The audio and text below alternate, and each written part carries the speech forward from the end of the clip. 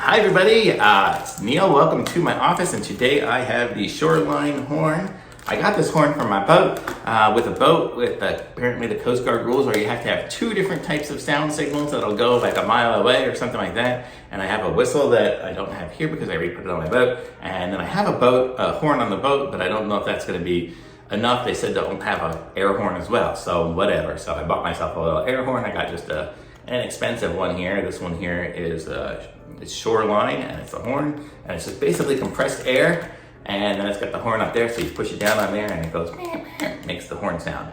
So I'm not even going to open it. I'm going to leave it packaged just so it stays nice and pristine. I'll put it in a little bag, in a little safety kit bag, and stick it in my boat underneath the one of the seats or something, so I always have it fairly easily accessible. But that is the horn I got for my boat. So if you need one, I'm going to put a link to this in the description.